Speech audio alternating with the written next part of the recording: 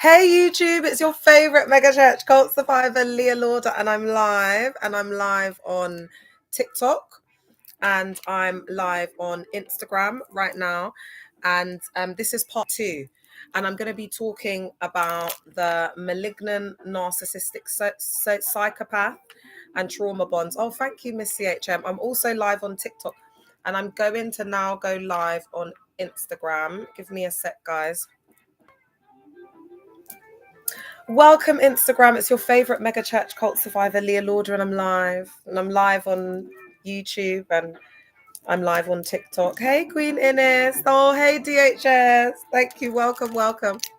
So I'm just going to dive straight in, guys. And I've been talking about, digging deep into the malignant narcissistic psychopath. And so I'm going to just I'm going to give a little recap, like an introduction, and then we're just going to start on the area for today. Hey, Licia. Morning, my love. Okay. All right. I also want to focus on the way that these malignant narcissistic psychopaths indoctrinate women on a one-to-one. Oh, thank you, Ines. Oh, Ines just gifted me. Thank you, baby.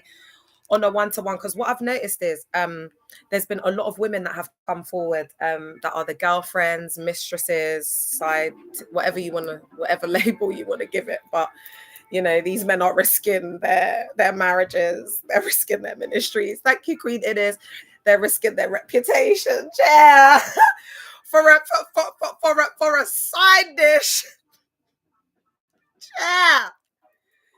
They're risking a lot. They're risking a lot for a side dish, chair. Anyway, I digress. I mean, who am I? But it's been interesting hearing about these pastors, schmeg's lives and what they like, what they really like. It's been so interesting. Anyway, so today I want to talk about something that most of us have lived through in silence. The way men in positions of spiritual authority, pastors, ministers, church leaders can groom and indoctrinate women one-to-one, and how that grooming becomes a trauma bond. So this isn't just about gossip, it's about patterns, psychological, neurological, and social patterns that cause trauma to people and keep them stuck. And that's what they want to do. Like the malignant sociopath, that's what he wants to do. He wants to keep the victim stuck and feel like, and that's where the control comes, so that a lot of the women will feel like, oh, sorry, Insta. A lot of the women will feel like they can't leave the situation, they can't leave it, and that's because of the trauma bond, and we're going to get into that.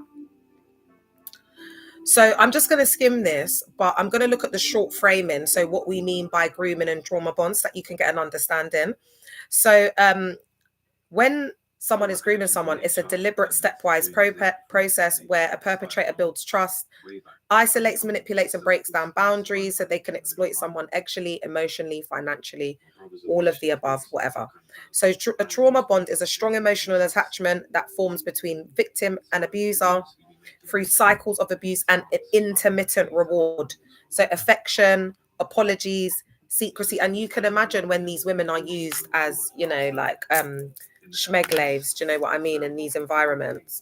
It's absolutely, sorry, I need to move back a bit on YouTube. I don't think it's absolutely devastating, and the impact is lifelong. Do you know what I mean? The kids are carrying this secondhand trauma, and the cycle just keeps repeating itself over and over and over again. Oh, hey, 36.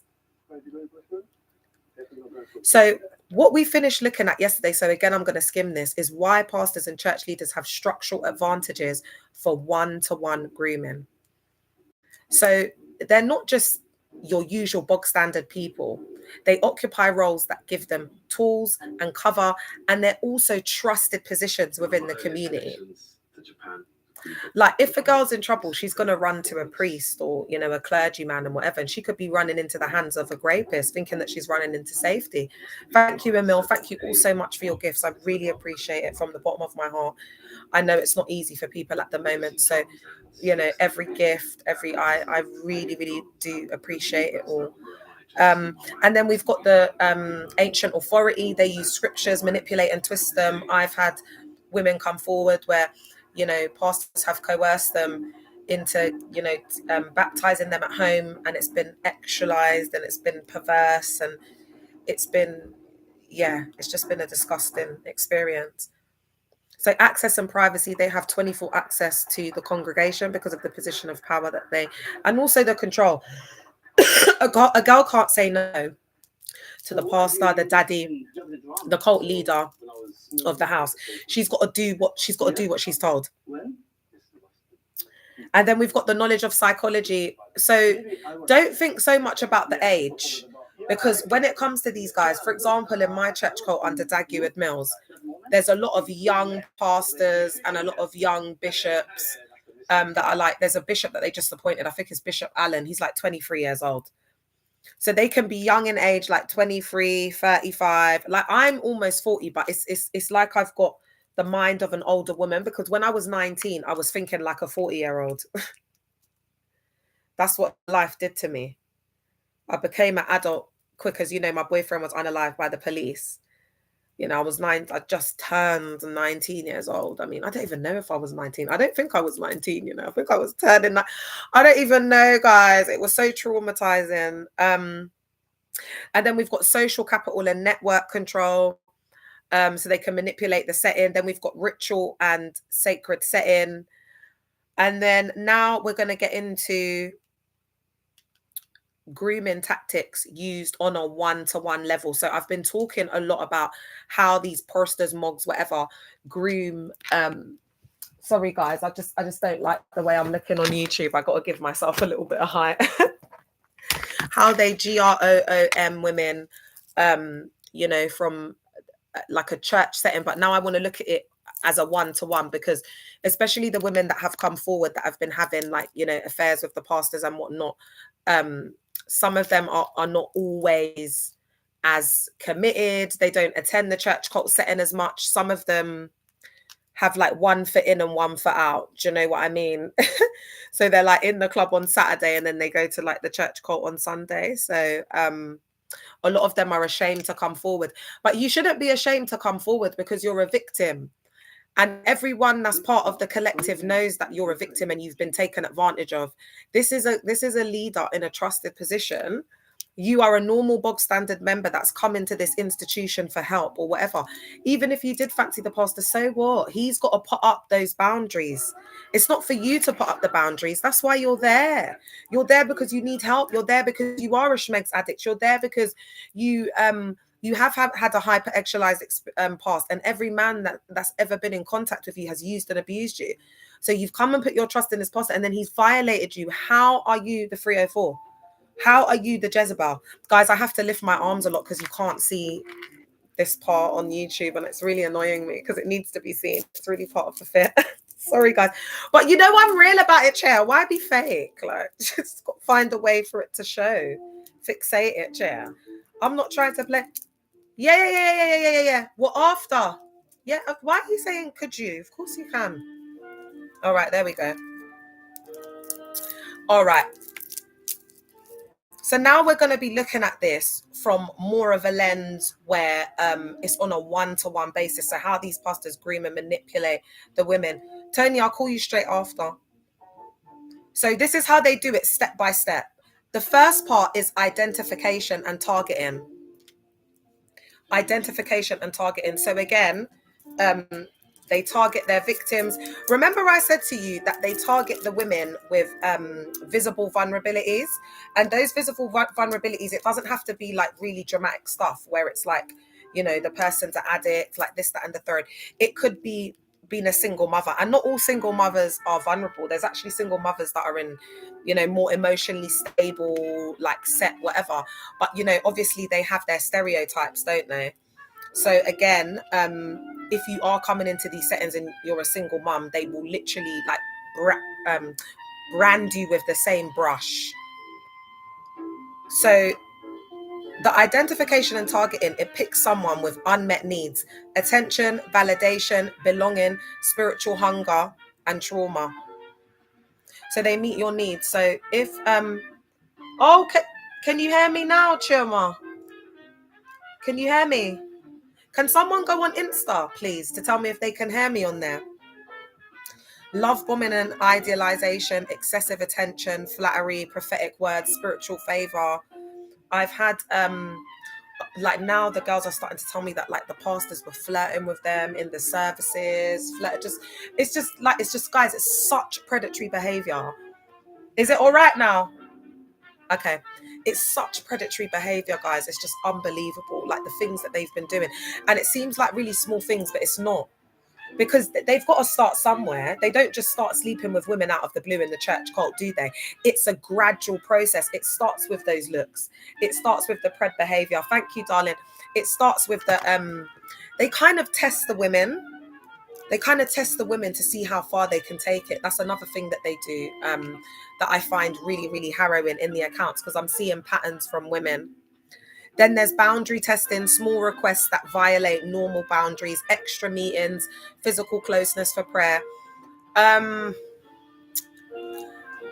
In terms of like, if you're having an affair with a pastor, for example, you could have said to him, "Oh, I don't have you come into my house because that makes things a little bit more personal. I don't want to get attached to you in a certain way." Let's just say, for example, that was a boundary.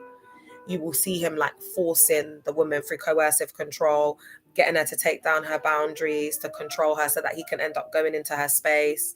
Do you understand what I'm saying? Yeah, 36 is very creepy. They're worse than like the normal guys that are out there. And that's what I'm saying. Like, I've dealt with real hood guys. Do you know what I mean? I've got like, guys, there was this one time I'll never forget. Yeah, I was dating this he wasn't a GM, he was a leader of a GANG, yeah, from my bits. I think I was about 16 at the time, yeah, or 17. So I think I stopped answering his phone calls and whatever, and I was trying to break up with him. I was trying to leave the relationship, and my girl was in my room. She was staying over this night, yeah. So I'm so glad that she was there, because people would not have believed this if I didn't have her to, like, you know, come and like testify. So anyway, he's been calling me all day. I'm just ignoring the calls like I'm some bad gal, you know. You lot, it gets to like the night or whatever, yeah, like we're sleeping, guys. He breaks into my yard, breaks into my window, gets into my bedroom, takes my phone, and then I wake up and I'm shocked because he's like all ballied out. Oh my God, I don't think you understand. And then he ran out of the window, out of my room. It was absolutely crazy. So I was used to more of the like extreme levels of control. But what I'm saying is, at least with the GMs and the guys outside of these streets, at least you know they're not okay.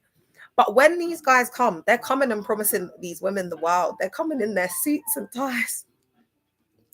Hey, they're really getting inside the gal them's heads, making the gal them think that they're falling in love and whatnot.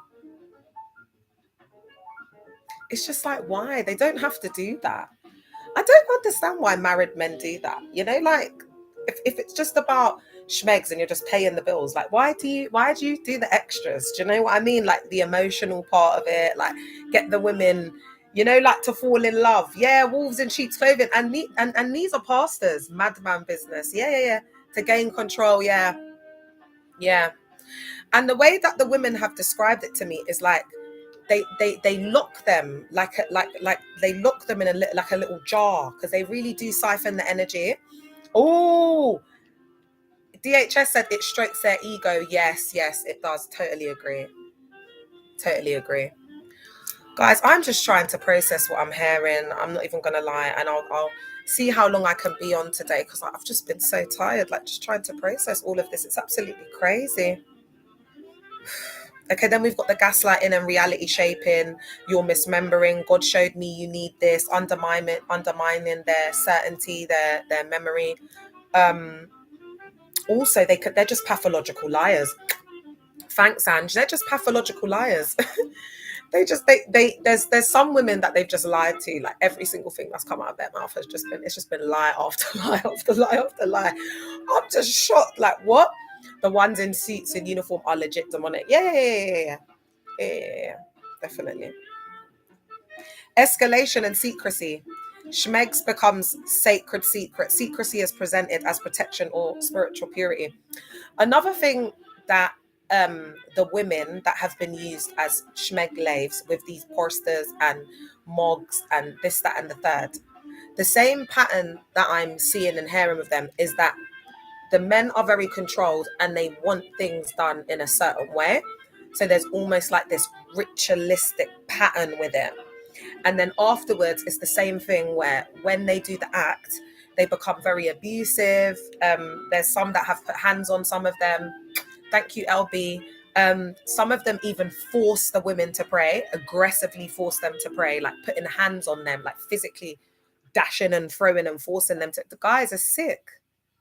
This is why I'm saying, to me, this is given malignant narcissistic psychopath, because in one particular, because I have to safeguard the women, so I'm not going to say what specific church cult. All I will tell you is that they're the same ones that I talk about all the time. Yeah.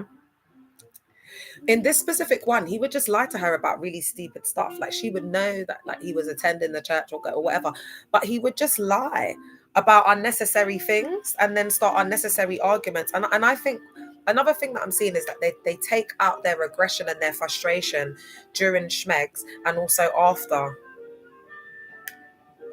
on the woman. And I think it's also, guys, let me know your views in the chat. Please feel free to write your thoughts and whatnot, because I'm also trying to process this myself, because it's crazy.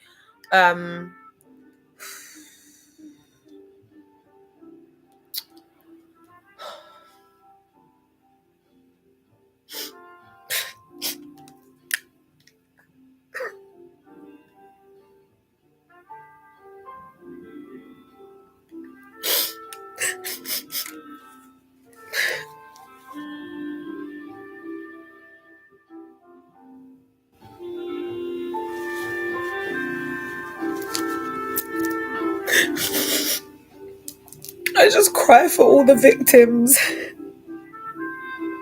I cry for the women that have come forward. I cry for their children. And the way it's going to skew their perception of God and these settings. It's so EVIL. There's things that I carry. I can't share. But there are women in the shadows and men, because some of them are DL guys. Some of them are using male escorts and these dating sites. It will all come out in 2026. Oh, thank you, babe.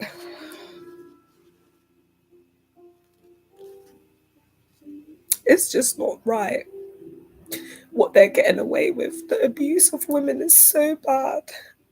And I really didn't know it was this bad, because I wasn't taken advantage of in that way. It was more so financial. So my heart just really goes out to the women where this has happened, and like the scars that it's left, the emotional scars. There's no amount of money or anything. I want people to know there's like no amount of money that could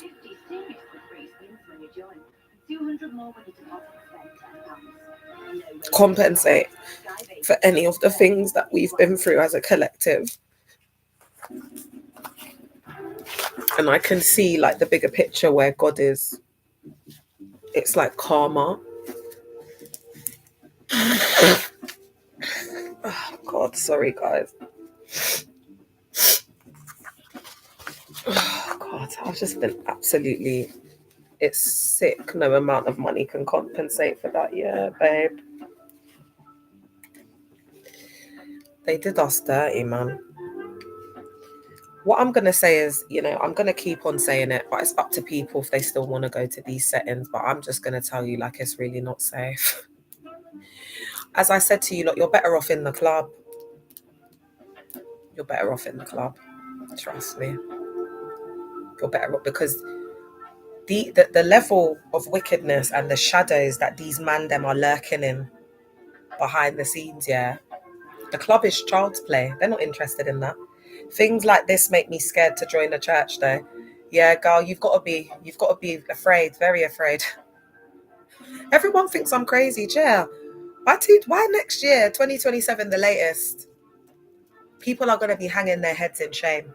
A lot of these mega church cults are just cults for money and to I'm going to say cause trauma and controlling, yeah, on people, yeah. It's so dark in the churches right now. That's the thing. I'm not trying to demonize it. I'm just saying, like, do you know what? Everyone's going through it at the moment, guys. Everyone's going through it. You go in there and they're all like, oh, praise the Lord. It's not praise the Lord, is it?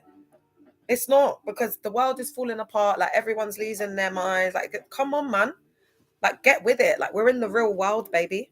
Do you know what I'm saying? So it's just like faking it until they make it. And that's what the danger is in all of this. And so I'm saying to people, thank you, baby. Number 11 said, facts beat your blood clot treat. Yes, my girl or my man. The service is just a blanket for the... Yeah, I've only been to church Sundays. Yeah, it's up to you, babe. All I know is I won't be going and my kids won't be going, chair. A lot of narcissists, especially the first ladies, they want to be like, yeah, they do. That's the cloning. They want you to be exactly. That's why my sister Watermelon skit is making you see that they're all at MESS, but people will be there supporting it. Ooh. Okay, so there's someone on here saying girls in the world, they're siphoning their energy. Is that what you're trying to say to me, babe? Okay, so they're siphoning, thank Z, they're siphoning. So the women that they're sleeping with in the world, they're siphoning their energy. And I think they're using that light, siphoning their energy, and that's what they're using to galvanize them in their ministry. Yes. Okay, this is what the survivors say. Yes. Because remember God looks at, sees, weighs, and judges the heart. Man looks at the outward. That's why they get away with it. They're inconspicuous. You would never think that these men are doing the things that they're doing, because we've been programmed not only within religious settings, but within society through socioeconomic states, economical status, through class, first class, what is it? Middle class, lower class, whatever. Yeah, upper class, middle class, lower class, whatever. They've created all of these things so that we will judge people from the outward, and they've got those systems and structures times 1 million in the church cult. So that's why we're not seeing the abuse. And this is why I hate the modesty and purity gospel, because that's why the men are getting away with eating out of the great bowl and essaying the women, because it's covered. You can't see it. The women's skirts are sweeping the floor, but they're doing the craziest stuff in there. They're getting used as schmeglaves in the evening. They're choiristers by the day, and then they're schmeglaves by night. Are you not hearing me? Okay. We are not meant to question pastors, doctors, lawyers, and politicians. Yeah. And that's why they teach you to have complete obedience and authority to the cult leader. Okay. And because then they want you to have authority for the politician, for the doctors, for your manager, for whatever, because they're elitists. They're elitists. They see us as servants. We're just a number. We mean absolutely nothing to these people. I need you to get it. Like, they really don't care, guys. Guys, they don't fear God. There's no fear of God. There's no fear of God. I'm telling you. They do not have the fear of God. And the fear of God is the beginning of wisdom. So if they don't even have the beginning, which is the ABCs, what they gonna teach you? Guys, listen to me, yeah? You see, there's many different ancient practices within spirituality, whatever, where this laying on of hands thing is not only done within Christianity. When these men are laying hands on you, they're not imparting, they're taking, they're siphoning, they're taking from you, they're taking energy. They're not imparting. They haven't got anything to give. They've got absolutely nothing to give. They fill themselves up with us. That's why they like that. If you notice in these places of worship, there's a lot of touch. Shake the hand of your neighbor, hug your neighbor, so tell your neighbor next to you, give your neighbor a love of the Lord. There's a lot of that, because what they prize, what they see as what they worship in there is the God of money. It's all about the tithes of. That's what they prize. So people's energy, that they don't know how to be like spiritually hygienic. They don't know how to protect themselves. It's like there's snakes, like cobras next to you. They're just sucking the blood of people like every Sunday. Do you know what I'm saying? Because they can't see. They're spiritually blinded. They create a hive mind to serve them. Oh God, that is, oh God, 36. Can someone pin that? That is very profound. Yes, I agree. Woo, yeah. They do. It's the echo chamber, like vampires. Yeah. That's why, do you know what? I want to watch Sinners again. If anyone knows where Sinners is showing again, I think if anyone from the collective can come, I think we should do like a cinema date and watch Sinners. Because now that I'm finding out, because I didn't think it was as dark as it was, I'm not gonna lie. I just can't believe this, man. Men, they're like, they're supposed to be pastors, like men of God. Like, if the church ain't safe, the refuge of God, what is your yard? Your yard, your yard, your yard is safe. How about that? Stay in your blood clot yard. That's what I've been telling you lot since last year. Stay in your blood clot yard. Why are you fasting yourself? If you're not staying in the yard, then there's a problem. Maybe you need to clean your yard. Maybe you need to do some decorating in your house. Maybe you need to fix up your yard instead of being, on your foot bottom everywhere. Do you know what I mean? That's why you don't want to stay in your yard, and that's why people take advantage of you. And that's why man them are eating out of the great bowl. Thank you, God's child. You are the temple of God. God is within all of us, not a building. Yeah, man. It's true. Lucia's right. You don't even need to be in the yard. You could be in the ground, in the earth, B. She's absolutely right. Do you know what I was thinking the other day? It's so deep. I just said to myself, I sat there and I said, do you know what? I could live absolutely anywhere in the world. Anywhere. Because I just have this connection with nature. I know it sounds crazy, but there's like a Mercury retrograde at the moment and whatever. And I literally felt like I could feel the Earth's orbit.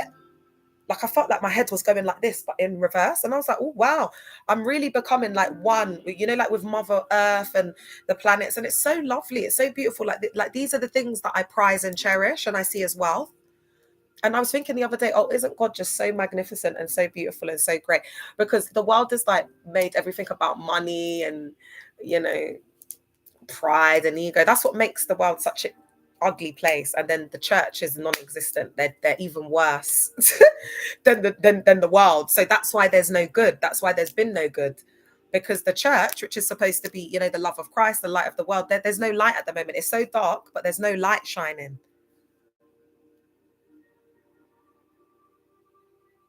The light shineth and the darkness comprehendeth it not. Let he who has an ear hear.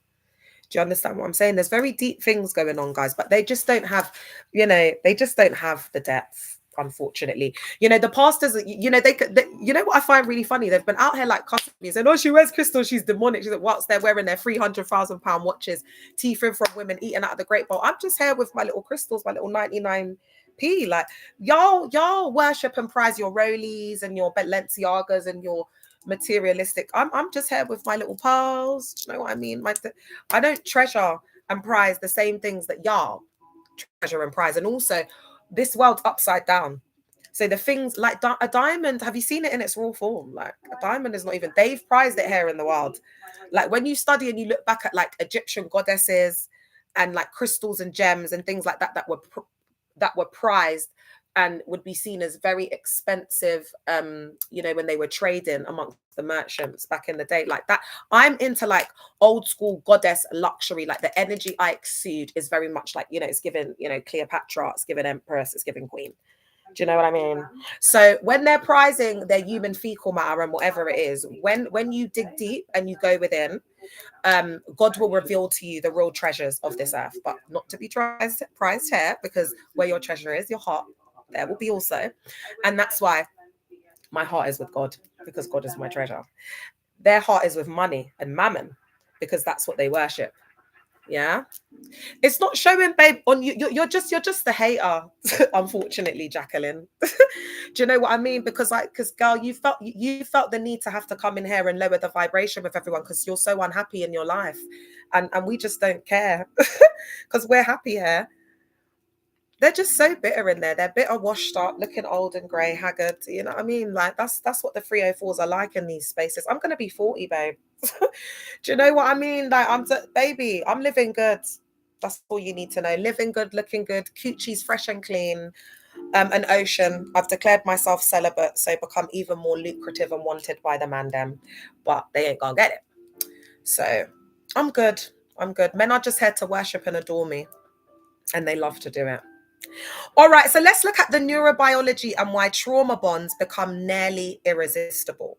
And this is what happens, guys. It becomes like this beast, this animal that is you need to feed, and it becomes addictive, and it's really hard to let them go. It will feel like love, but it will feel stronger than actually it will feel stronger than love, to the point of like toxicity, and it will be unhealthy. Like you can't get them out of your mind. You can't, because there's an element of like dark practices and occultism, whether they're aware of it or not. Because you got to remember, if these people are going around and doing badness to people, people will speak things over their life and whatever, and it will be honored. Do you understand what I'm saying? These people are just walking in curses, like they got there's karmic debts that they got to pay, and this is the time, the next 9 years. So it's not like, oh, next year all the pastors are going to be exposed. It's a gradual process that's happening over the next 9 years.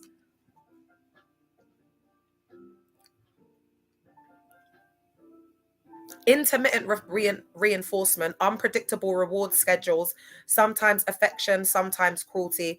So what the girls have been telling me is they do a lot of like silent treatment, walking on eggshells, will like give them the world or promise them something and then long it out. Again, that is about control, especially through the transferences of schmegs. Yeah, absolutely. And ladies, if you are sleeping with these pastors, or you're involved with these leaders or whatever, they're warlocks. So you've got to protect yourself spiritually and energetically.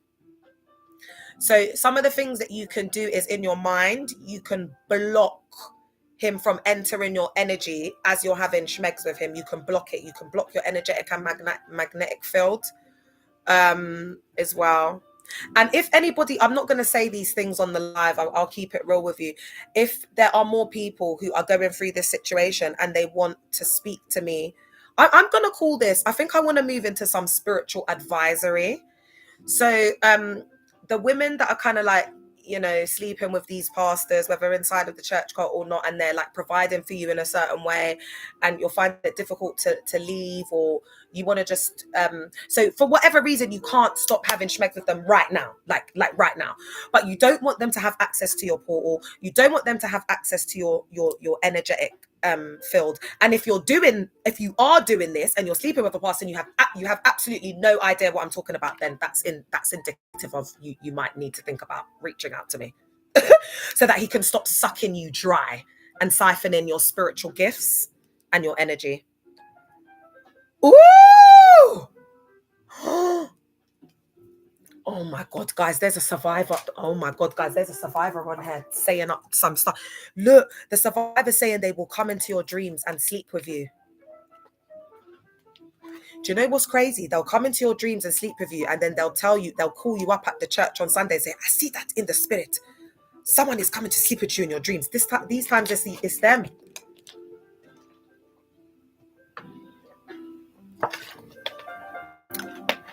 It's so dark, man. Guys, since I've left the cult, yeah, I haven't had paralysis. I haven't had none of these nightmares. I haven't had none of these crazy like experiences of seeing things, shadows, things coming out of my walls. They open you up to the occult. That's what they do. They open you up to the cult, and they start to label things like psychosis as manifestation. Do you know what I mean? There are people who have had epileptic fits in service and they thought that they were receiving something. Oh, that's a huge one. They say you were visiting the Marine Kingdom. Yeah, they use the Marine Kingdom a lot, guys.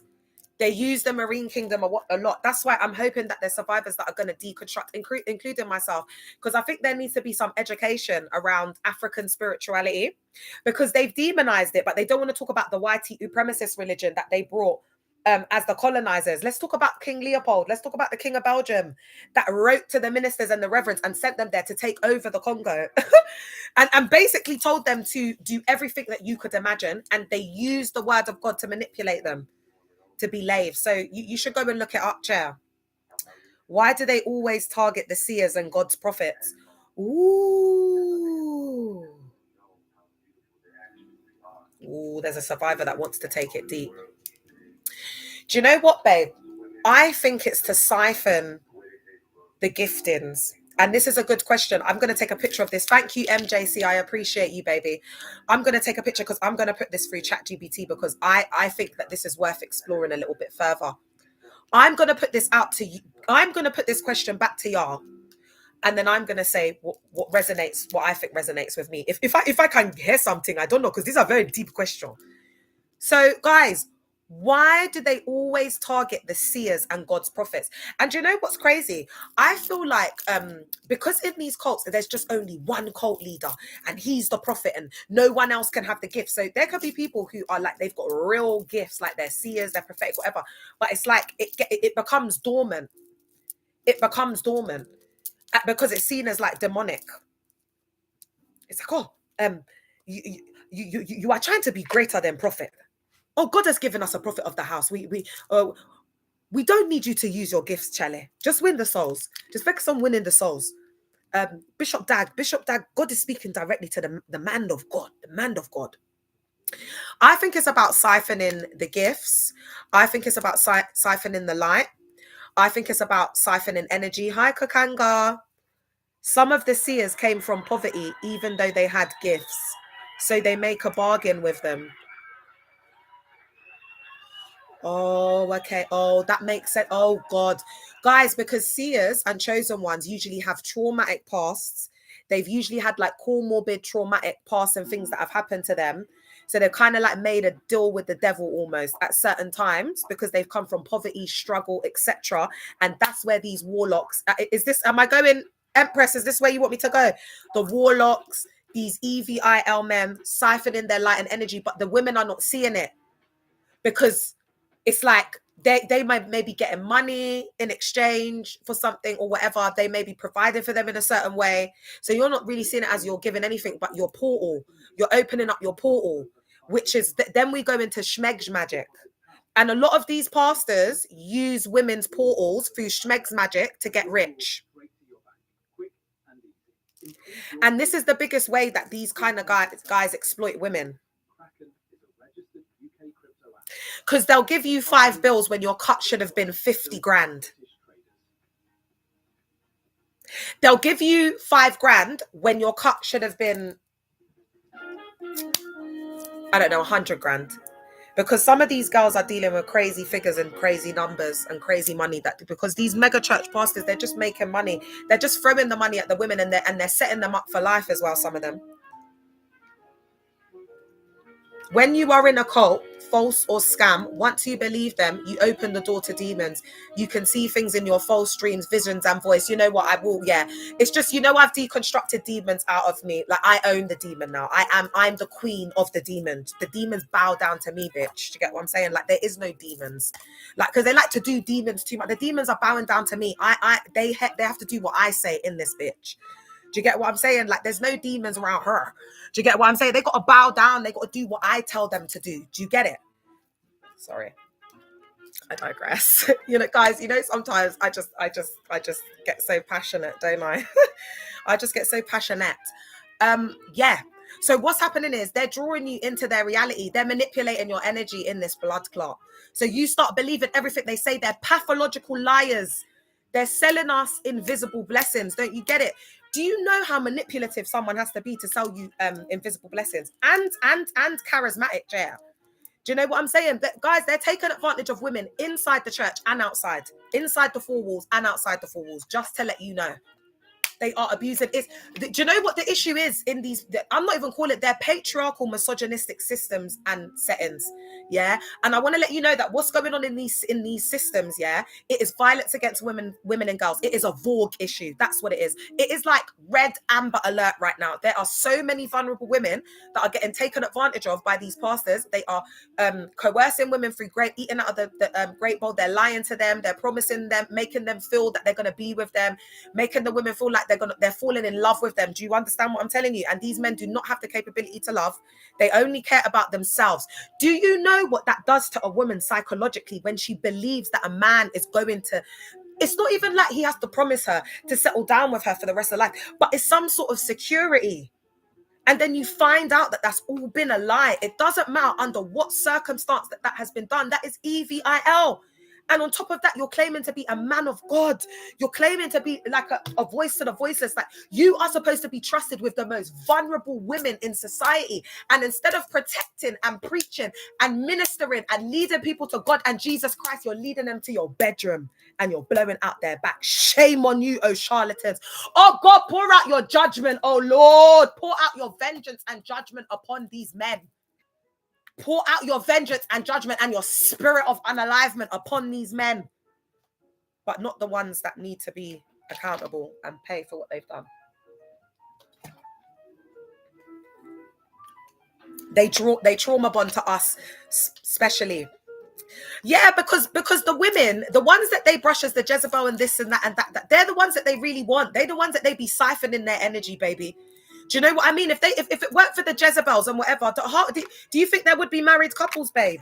Do you think men would be married if there weren't Jezebels? And listen, baby, do you know that there's some married women that don't want their husband to leave the mistress because it affects the marriage?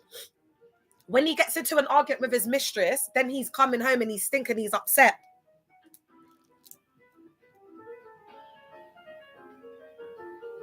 Enablers. Yes, they want to use your gifts for themselves, especially if you have the gift of manifestation. They keep you close to siphon. Ooh. Oh my God, guys, do you know what I'm starting to think? That because they're warlocks, and it's like all of these men, they're always surrounded with women. And I'm starting to think that behind the scenes, what they do is they've just got like specific women that they're using as like schmeglaves, that they're using to like siphon the energy, and then they're using the women's portal to manifest, and then they're manifesting at certain times. And so ladies, think back to when these men were doing certain things with you and whatever. Think about the planetary alignments, and if you don't know, go and get to know, because they know about it. They know about it, and they're using your portal on open portals to manifest through Schmeg's magic to grow their ministries.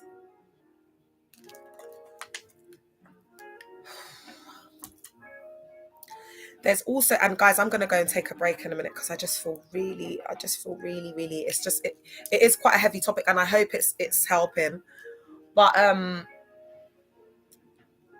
guys, it's just night and day. They're just absolute liars. Also, it's the light that these women carry energetically, so it kind of covers their darkness. There's also that, the siphoning, the mirroring, the fake kindness. Do you understand what I'm saying to you? Like all of that. If you are a kind person, you're a healer, you're an empath, you know, you've got those. It doesn't matter about the physical. It doesn't matter about that. We're all doing what we've got to do to survive. Survival of the fittest, only the strong survive. We're doing what we've got to do to survive, child. Just like the pastors. That's why they're schmeg addicts. That's why they're blowing out the backs of women all over the gaff. They're doing what they've got to do to survive. So you're doing what you've got to do to survive. And everyone is. No one's perfect. They're all liars in there and the truth ain't in them. They're actors. They need the validation. Absolutely. Because, you know, with these malignant narcissists, especially the psychopaths, all they are is insecure, scared little boys. Hey, explorers. All they are is scared little boys, babe. That's all they are. Do you know what I'm saying? So they hide behind the mask. That's why they need the people for validation. They need the people to validate them. They need the people to siphon their energy. They need the supply. That's why, an example, my cult leader, Dak, he's gone to go and start this new ministry now, Love First. And left first love to Joshua and the one in UK to Kent, yeah.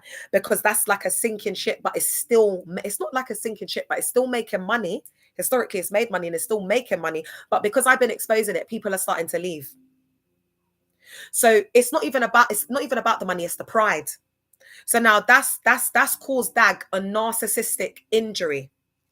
Pin that for me. I'll answer it in a minute, Liam. That's caused Dag a narcissistic injury.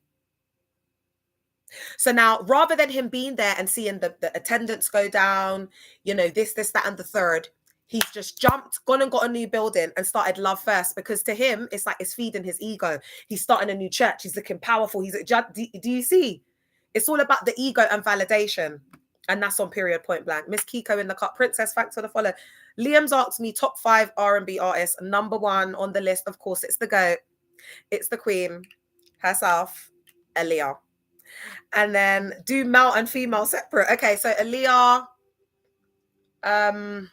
what did he say? Top 5 R&B artists. Oh my God, this is hard. Okay, Aaliyah. I'll put Monica in there. I reckon I'll put Brandy in there as well. I don't put the greats in there like Whitney and, you know, Mariah, and they're not R&B. They're legends. They're blueprints. Yeah, I put Brandy in there. So Aaliyah, Brandy, Monica. Do you know what? I want to put Cleo Sol in there.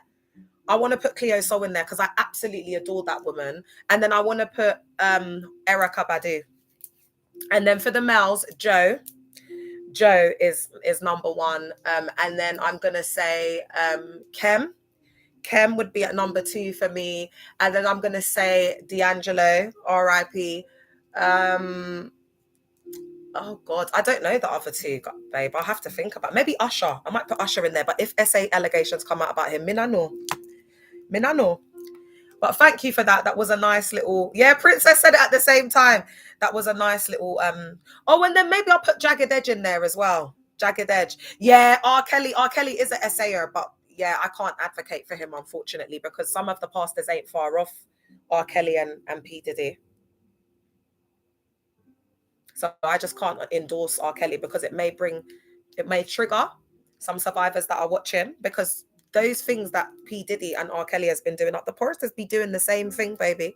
Just get ready for it, guys. Just get ready for it. Just get some people, boy, when they see their pastors getting exposed and the women start coming forward, what are they gonna say? Yeah, I can't do it anymore now, Liam, because I'm deconstructing survivors. But thank you for asking. All right. So I'm just going to get back onto what we were talking about. The grooming tactics used on a one-to-one. We finished that. Then we've got into the neurobiology. So again, what happens is there's a dopamine hit with these intermittent rewards. It spikes dopamine, the wanting system. So the survivor craves the abuser even when treated badly. And that's what's forming the trauma bond. And I want you to know, in these cults here, they do these things. It's like they rebuke us. But with you, it may not be like as strong, like, you are not following, you are not praying hard enough. It may just be very subtle things like, oh, I thought you'd wear this, or I thought you'd do that, or I'm surprised, or you've got to look out for it, guys. It's done in very subtle ways. Very subtle ways. They just chip at you. They're just chipping at you ever so slightly, and it's just breaking you down little by little. Then we've got the oxytocin, touch, whispered confidences, and shared spiritual ritual releases oxytocin. Now, remember I said to you, this is interesting because if most of the girls, if not all of them, have said that the schmegs has a ritualistic pattern and tone to it. And some of the girls have given me consent to give details, which I think I'll do as and when I go on, but I'm not going to do it right now.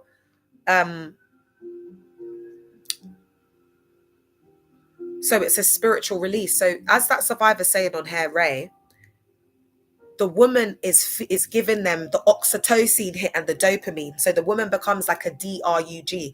He becomes addicted because he's not getting that from the wife. He's not getting that from home. He's not getting that from the ministry. Guys, the wives are the most cantankerous, rude, and most of them are unfortunate looking because it's the pick-me's in there. So they're cantankerous, they're rude. There's nothing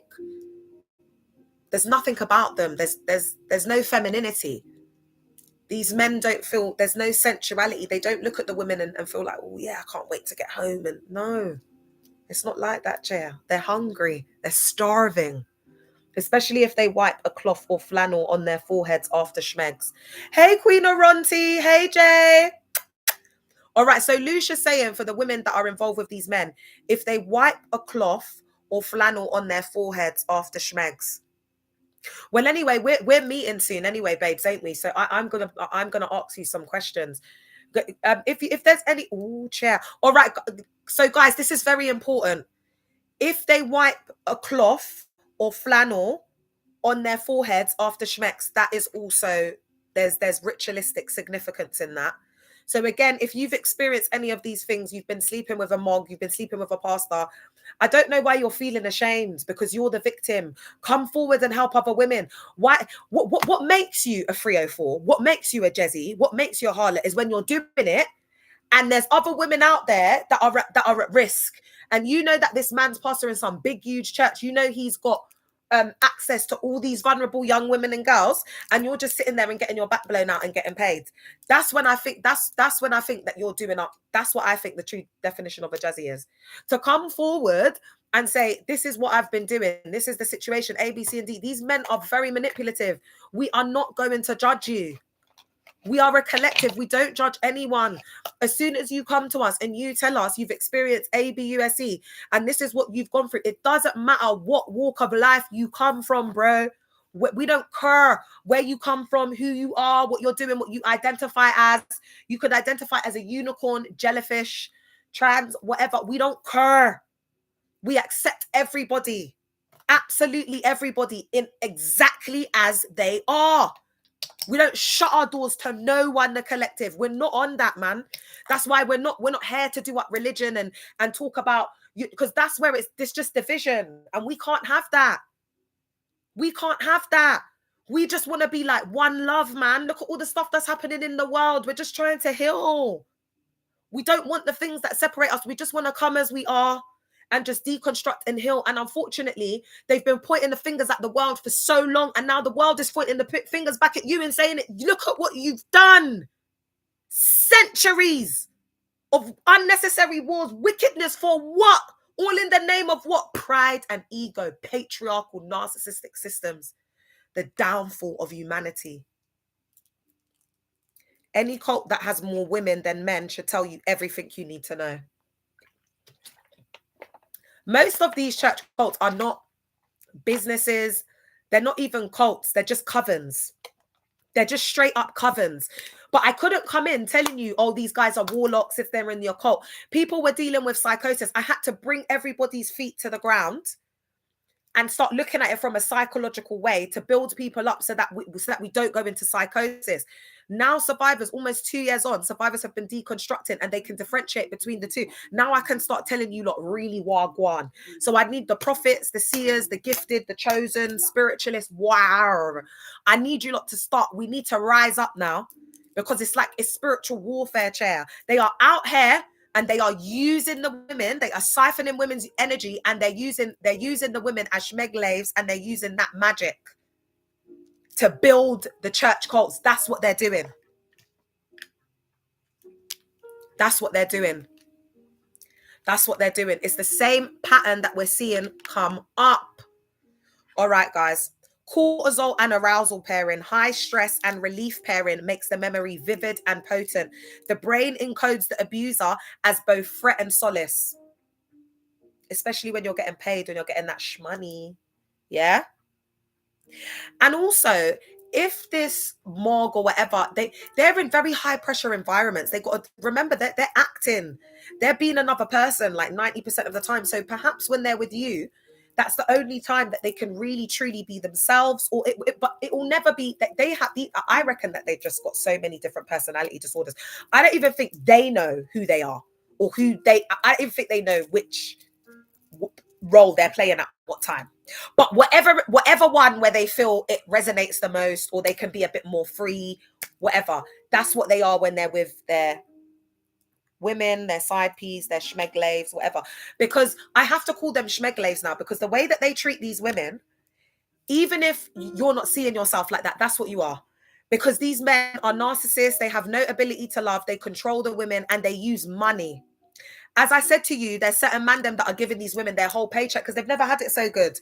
So they'll be in there putting down the baddie. The reason why they do that is because they know the baddie has control. And once the baddie starts with the guy, that's it. That's it. They've got the upper hand through the coochie. They're not giving as much, and they don't like that. But these guys are messed up. They're psychologically abusive. They're emotionally. They're physically. It's everything. I can't believe it, guys. These guys have been putting their hands on women. They've been forcing them in the marriages. Oh my gosh, women have really been suffering in silence, guys. You see, like all you lot's mums, like because I'm not gonna lie, my mum hasn't been through this. I'll keep it real. But I'm talking about especially like the mothers that have been, in religion and things like that. Just living, it's just been a lifetime, carrying a lifetime of secrets, a lifetime of ABUSE. a lifetime of trauma, and it's all trapped and stored in the body. That's why a lot of these women who have been used and abused by these men, they can get unalive young. If you don't clock it and you don't start doing things to protect yourself and pouring into yourself, spiritual hygiene, protection, etc., I'm telling you, because they could just drain you. That's why I keep saying to you, a lot of the aunties, they unalive young, they have all of these health issues, you know, like that can't be explained, yeah. Waiting for gal to confess to them their past so they can abuse them. Oh God. Guys, I think there's a survivor live and direct right now. And yes, what they do is with the one-on-one counseling, or whether it's one-on-one, that one-on-one time that they spend with you, because remember, men are sleeping with women inside and outside of the church. Yeah, so it could be a one-on-one counseling thing that leads to schmegs, and it turns into intimacy and romantic, or they can meet the woman on the outside in a different setting and just lie to her completely about their whole life. But what they will do is they will be very good listeners, because remember, their pastors, their monks, like that's what their role is. They are trained to sit there and disassociate. Half of the time they're not even listening to you. They'll just what they'll do is you'll be sitting there chatting your mouth off. Sorry guys, I've been so ill.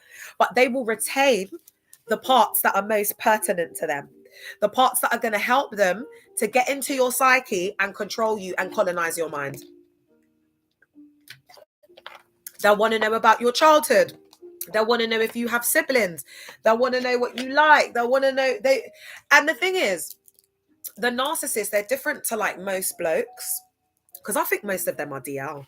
That's what I believe. I think most of these narcs are DL. Do you know what I mean? It's because it's just never good enough. Oh, God, I've got so much up, guys. Sorry. You know, I've been ill. It's because of the cult why I'm ill. Because I've got Addison's, I've got that immune disease, and I've had this, whatever this bug, this thing is that's been going around.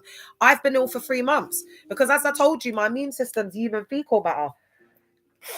Why is my immune system human fecal matter? Because they abused me for 18 years and they deregulated my whole nervous system, and my brain's rewired. So now I've got Addison's because I've only got one adrenal gland. It had to be surgically removed.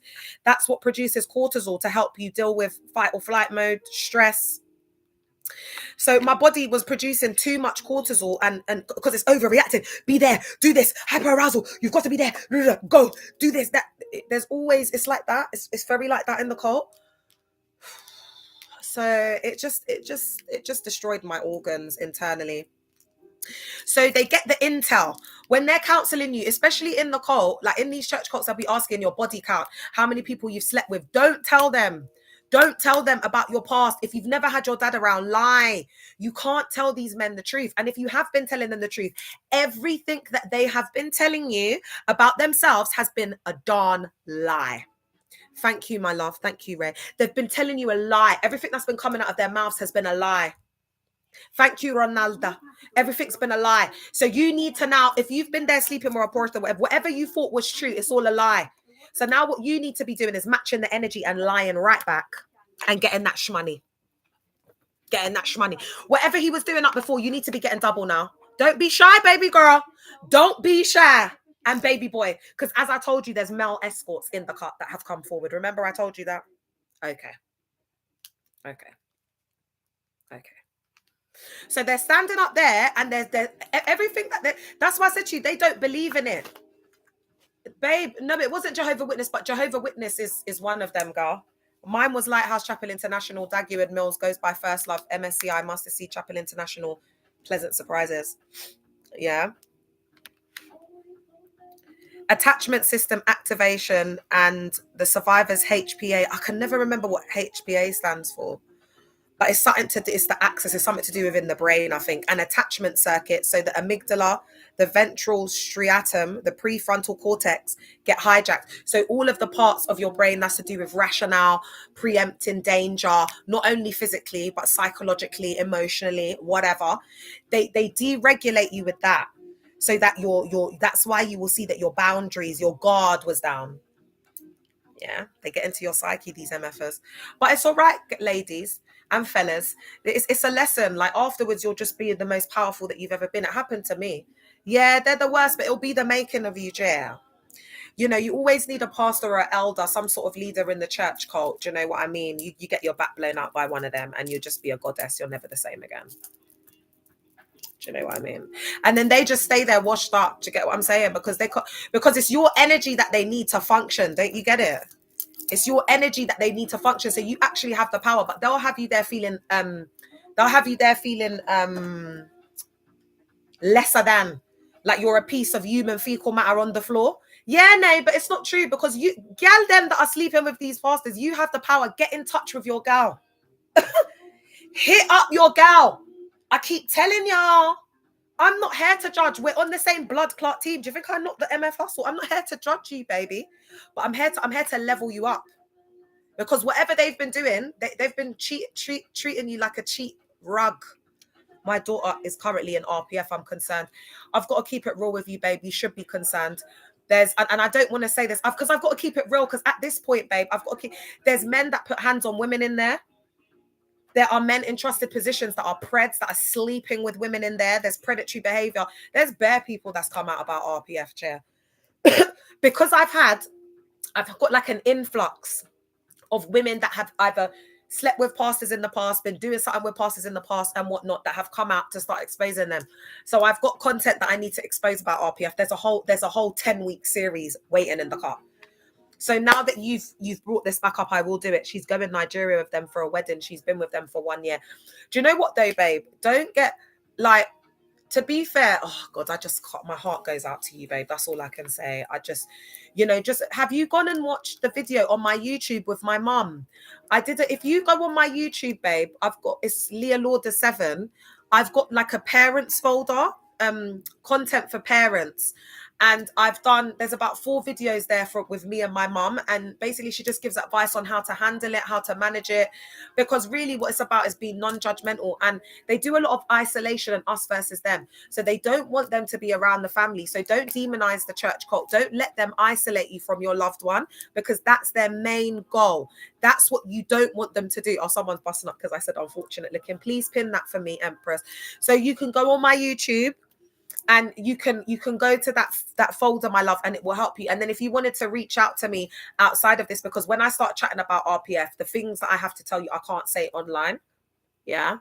But because some of the RPF survivors have given me consent to like share with parents, like offline. You know, I have different collectives. I have different ways that I do things. So I will just, RPF is one of they're into the occult. They do a lot of like, traditional things like, and also cover her, man.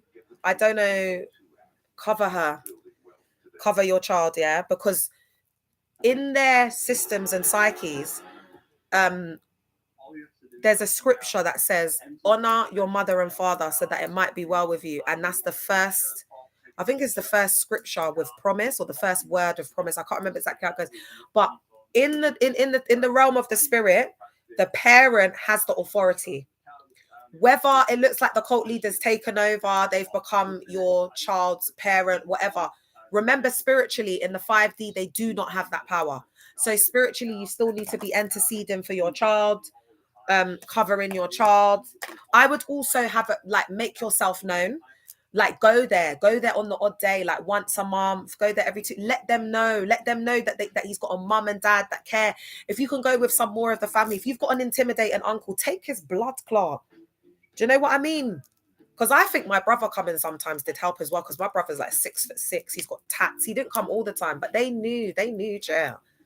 Do you know what I mean? Like the gangbangers and that from the ends used to cut. They knew what I was on, jail.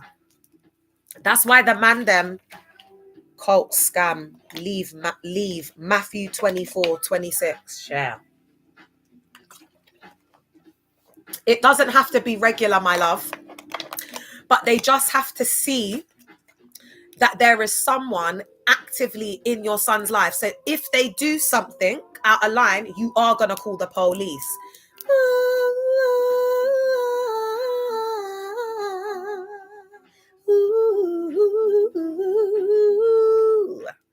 Woo! Happen the moment. Woo! Yeah. You were refilled. That's what I'm saying. Even when I'm out with the rich guys and the gal them, they think there's a competition. I just go, you know what I mean? I just start singing, baby. How you gonna match that, bitch? How you gonna match that? How you gonna match sounding like Whitney Houston? How you gonna match it, baby girl? Because both of us, we're both pretty. We both tall, we both slim, we both look good. But can you sing? Can you sing like me? Can you serenade my baby to sleep? Can you serenade him to sleep? Are you going to give him them rose petal milk baths? Are you going to be doing that up? Are you going to be massaging my man with the aromatherapeutic oils that I cured with rose petals and fine oils and perfumes? Are you going to be doing that up? No, baby. This is irreplaceable, babes. Absolutely irreplaceable. Thank you, babe. I'm in a blood clot here. Do you know what I'm saying? Like, that's what I'm saying. Ladies, get in touch. No, I'm loving the energy, Leah. Thank you, Nene. Ladies, get in touch. Get in touch. They've been shortchanging you. They've been treating you like cheap. Yeah, we're on the same side. I want you to get your shmoney. These guys are thieves. Whatever they're giving you, whatever they're doing, their lies and the truth ain't in you. Get paid, yeah. So if you want to get paid, if you want payday to come early, then contact your girl. It doesn't matter what capacity you know these guys in. I don't care. Come forward. I'm not a judger. I'm free, baby. Do you know what I mean? I've got like Sagittarius placements in me. I've got a bit of Aquarius, Scorpio. Do you know what I mean? I'm a lover. I'm a lover, not a fighter. I just love to love. I'm not aggressive. I'm not a fighter. I'm a lover. I'm a lover. All right, y'all. So then we've got, they feel hyper vigilant. They feel obsessed. They become obsessed because you are a source for them, a supply, the drug, the adrenaline hit. Do you understand what I'm saying? True, leave and enjoy. Leave and enjoy. Leave and enjoy. Miss Kiko. Sagis are defo free. Yeah, man, I'm just so free. I'm not here to judge. I just don't want these gal them to get taken advantage of, because it's a lot of young, naive gal them that are in these spaces. And these guys, even though they're young, they have the mindset, you can't, whatever age they are, you can't see them as that. You have to see them like mentally a lot older. Because you know what it's like? It's like gangs. Like, remember I said to you, when I was 19, I had the mind of a 40-year-old. How many people by 19 can say that they've experienced all this unalivement, boyfriend unalived by the police? You get me? Like, people go lifetimes wrapped in cotton wool, never experiencing that. So I experienced life early. Do you understand what I'm saying to you? So like the guys that are made pastors, bishops, whatever young, it's like GMs. It's like guys who have seen the life. They've seen people getting thinged up. They've seen intestines outside of the stomach. They've seen crazy stuff happening. Do you understand what I'm telling you? It's like these bishops and these the mogs are the, oh my God, they are the, you see, when it comes to them psychologically, they are the most, oh God, they just need to be sectioned at this point. They're actually a danger. They're actually a danger and a risk to themselves and others in society. And here they are doing up church. That's why next year, as more of these women and these people start to come forward, by next year, I'll be in a strong position to stand in certain spaces and say, look, what are we doing about this? Just slap it down on the table, the boardroom table. What are we doing about this? And taking it to very high places, because I'm very confident now, you see. Things have changed. We're not the same. We're not the same as we were last year. Things have changed, bitch. Yeah, I get that. I've had a colourful life. Yeah, we all have, girl. We all have. And that's the thing. That's what they do. That's why they take kids who like have mothers who are like queens that have learned through their lives, like chosen, been through trauma and still standing, and they manipulate it. And they make the mums look like 304s and Jezzies. That's what they did to me. They made me HATE my mum. It's so bad in there, honestly. That's why I say to you, babe, like, don't make the relationship any more rocky. You probably had your child quite young, probably grew up with your child. Do you get what I'm trying to say? Because I'm finding that there's a lot of young mums, do you get what I'm saying, with older children. Because I would have had an older child. If Jason hadn't unalived, if they hadn't unalived my boyfriend, the police, I would have had a big child. How old would my child have been? Like 18? Because I was trying to have a baby with him. So I would have had a big child like that, like 18, 19. So a lot of the women, I think that's where the disassociation's coming into it as well. Because I'm not realizing that some of these women are a bit younger than me and around the same age as me. Because that part of my life, I haven't even fully started to process what happened with Jason. Anyway, I don't want to go off. But yeah, there's been a lot of trauma, so I get you. And it's not fair. because you went without meals, like you struggled, you were there for your youth, and then these people just come in because they're so young, they don't get it, they don't understand. But don't worry, babe, because trust me, the curses that are upon their kids' lives, and this is what I'm telling you, see, they keep messing with people's children, man, saying mines would have been 18 or so. Yeah. I think that's another element of things that I need to also explore with the survivors, but I've been waiting for us to get strong enough. I think around Christmas, I'm going to start exploring the topic of loss. Christmas is triggering AF for me. I really, really don't like the season of Christmas.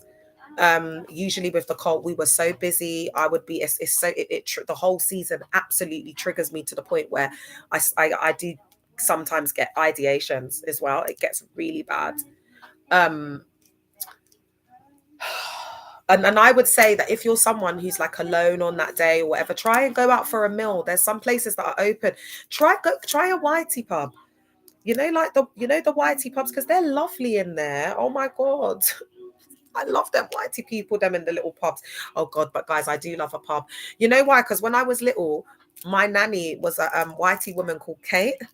And she used to make me bangers and mash. I loved her. She was married to like an Asian guy called Ivan. And my abusive dad thought that my mum was getting her back blown out by Ivan because I've got chinky eyes.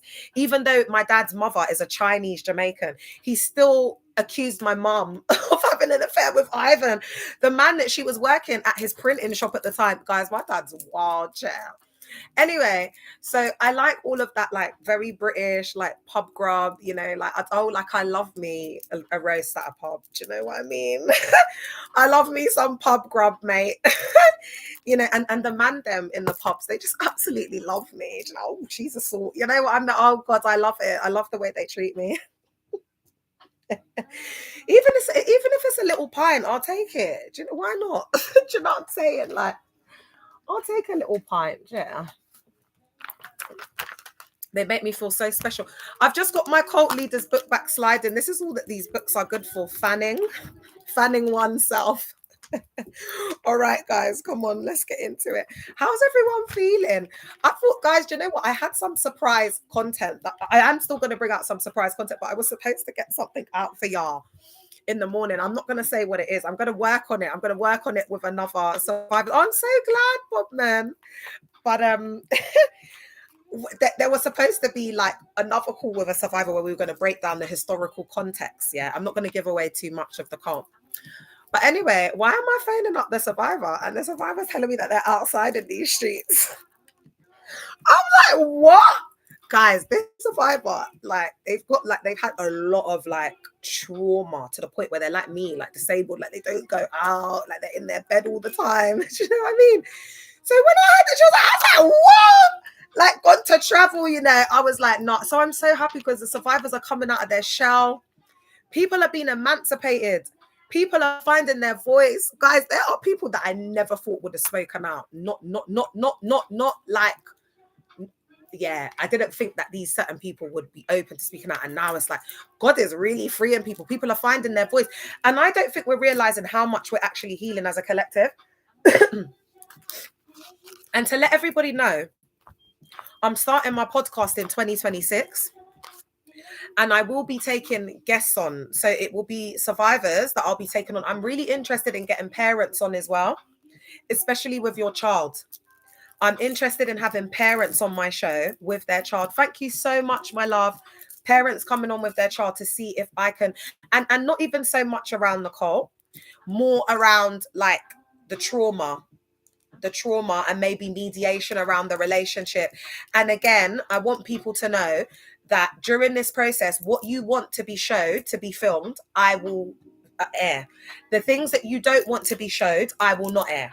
And I will wait for people's consent as well, because I want survivors to feel comfortable with victims turned survivors. And I don't like it, like when you go on these podcasts, you don't know how the people are going to edit the content. It's very triggering. Like I did a podcast with a guys that was absolutely just a train wreck. I'm waiting to see how they edit the content, because if they edit that content in an unfavorable light, I recorded the whole blood clot thing. I will finish them. They will be cancelled. They won't even be able to show their faces in North London because they don't even know who my cousins are. So I'm just waiting for the content. That's why I asked them, where are you from? This, that, and the third. They don't know who my cousins are outside in these streets. If I told them who my cousins are, they definitely wouldn't have acted the way that they acted. So I'm waiting for them to put out the content for me to then decide what my next steps will be. People got me all the way effed up outside in these streets. Like, you don't think I got family in North London, baby? Oh, okay, I do. First Love Society at my uni is no longer in operation since I reached out saying that it's a cult. Ooh! Bob, man, that's absolutely fantastic, because we've had another survivor that's done exactly the same thing. So guys, this is a collective effort. If you are in a university and, you know, you can go and reach out to your student union or whatever and tell them about the cult, go and do it, chair. Because I've had a lot of survivors say to me, Leah, it's really triggering. I've got Caris on my campus. I've got First Love. Go and tell them, because survivors are just telling them. They are kind of aware. Lead them to my page. Let them see.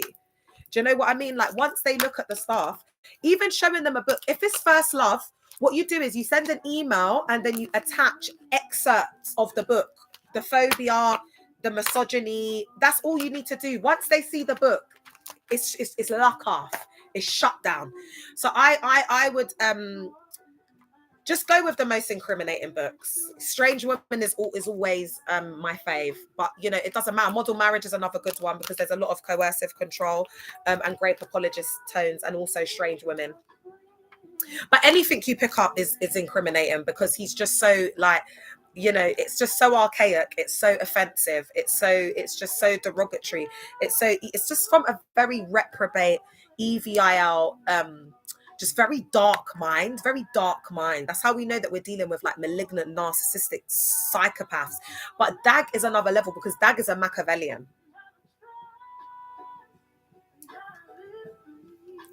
Imagine the beast that needs to be fed. Do you get what I'm saying? Like, they always feel like they need to be building and having these big empires, and because they've got to feed their ego. Crazy.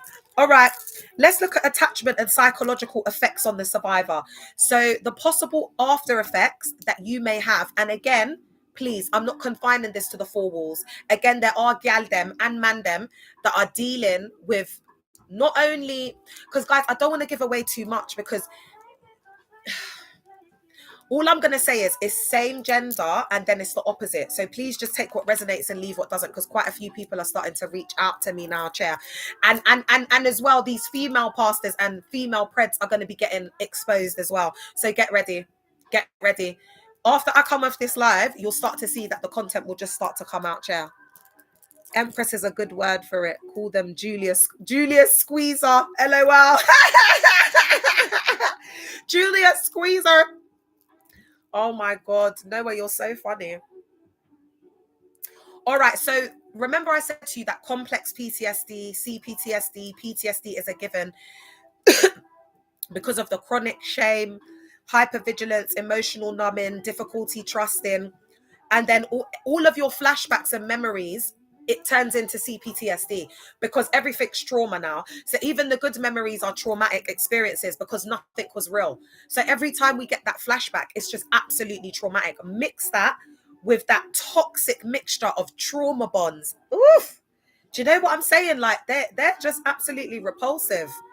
Then we've got the attachment wounds, anxious or disorganized attachment, fear of abandonment mixed with fear of intimacy. So there's the attachment wound. So you might see things resurfacing if you've got father wounds, rejection wounds. With the guy that I was seeing, that absolutely messed me up, but luckily, God's grace, it started to bring up like my abandonment wounds from my dad. And, you know, it's taken me so long to realize that it wasn't even about this idiot. It was about me the whole time. But I didn't love myself. I thought I loved myself, but I didn't love myself. And when you're placed with a decision to either, you know, choose yourself or just choose the easy road, the reward will always be greater when there's more like there's a higher price.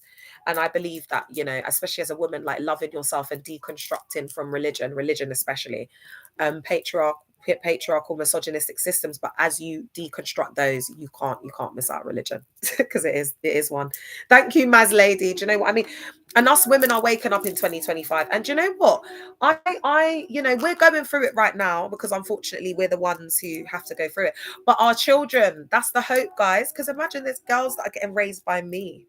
Do you know what I mean? And the likes of yourselves, like getting raised by queens, like women that we don't fit the mold. Like our kids are going to be the world changers and the ones to make a difference and be fabulous, and not be held back by religion. My children will not. No, it ends with me. It ends with me. And get this, the student union at my uni meeting. No, wait. And get this, the student union at my uni had a meeting with other unis in London and out of London. They said they had complaints about churches, and some have stopped people from societies from entering unis. Oh, really? Oh, that's good, isn't it? Because that's showing that they're trying to do something about it. Oh, rape, HPA, abuse, hypothalamic pituitary adrenal access. Yeah. So okay, all right. So that's all the adrenal functioning in the glands. Yeah. So experiences, that's when they experience fatigue, burnout, anxiety, sleep problems, and hormonal issues. So guys, there's a lot of chronic illnesses that happen with this as well. You know, like I've got Addison's. That's because of this, the HPA. It's all about the adrenal glands producing too much cortisol. And I've got chronic kidney disease as well.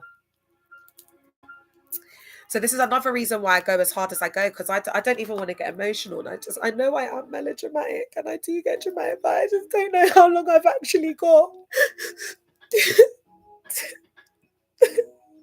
And I don't necessarily do anything to, like, you know, eat well or help myself in a way. You know, I have like really bad habits that are not conducive or healthy for my chronic illness, but I it's the only way that I can cope. So when I say to you guys that I haven't come out of this place unscathed, I haven't. I've come out of here broken and abused and shattered and used and broken and torn apart. I felt like my heart was ripped out of my chest.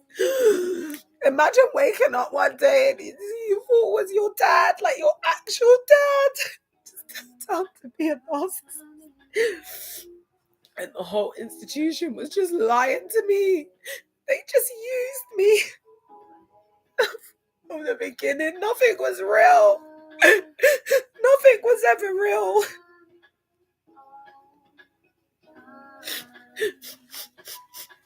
It was all a lie. Everything was a lie, guys. Thank you, babe. It's so evil. Thanks, babe. It's all a lie. I gave everything, guys. I gave my heart and soul. There was nothing that I didn't do for that place, man. I gave everything, my all.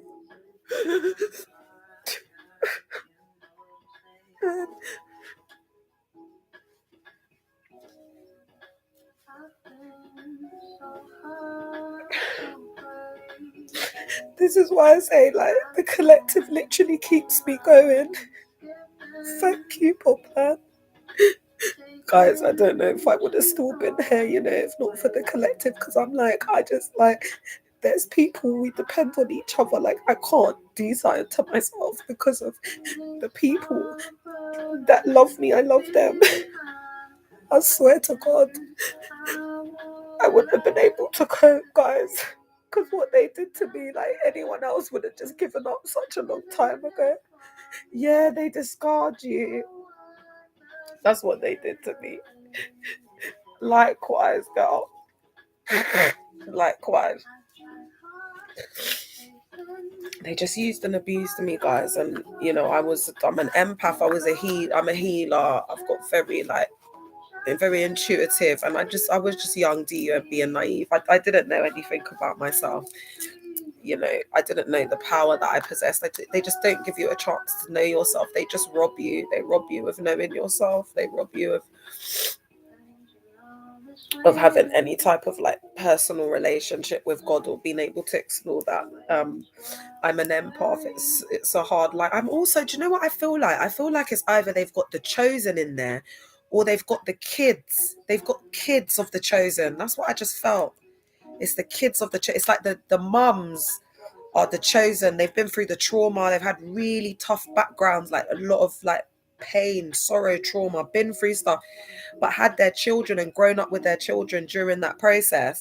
And then it's like now they just come in and just completely take over the child's mind. So it looks like they're there's an attack, man, on God's people. We're the real people, but they fooled people. They think it's them, but it's not.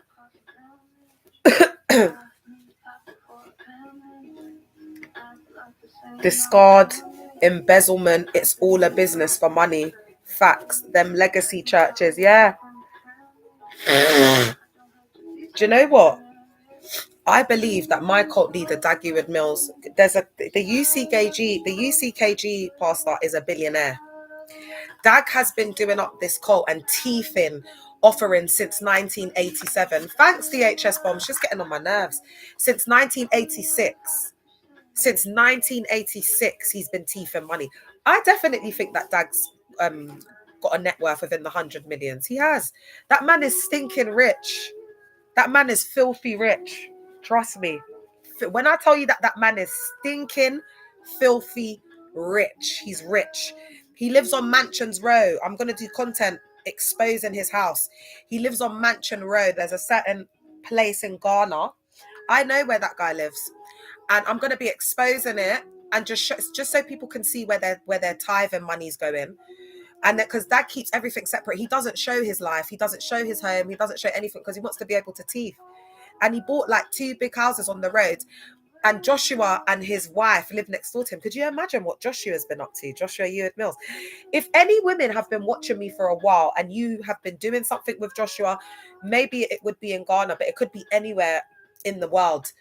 Because these men travel all over. I'm going to do a content to see if any women can come forward about Joshua Ewart Mills, if you've had any, because there's no way that he's getting his thrills from Priscilla. I know he's out there doing stuff, man. I know it. That's allegedly. I just want the women to come forward. You know, I move at your pace. I'm not here for revenge. My revenge is the way I look. My revenge is the way I look. My mindset and the way I look, I could bag any man I want. It doesn't even need to be a rich guy. Those rich ones are really narcissists. I just want one of them whitey hardworking men, preferably that does construction. Do you know what I mean? Or a mechanic or something. Do you get what I'm saying? Like 6 figures, that would do me fine. Do you get what I'm saying? Like, I wouldn't mind. So like, I could just settle. I could have just been fine, but it's not about that. I'm not doing that. I want justice. They need to pay. Could even be men coming forward. Yeah.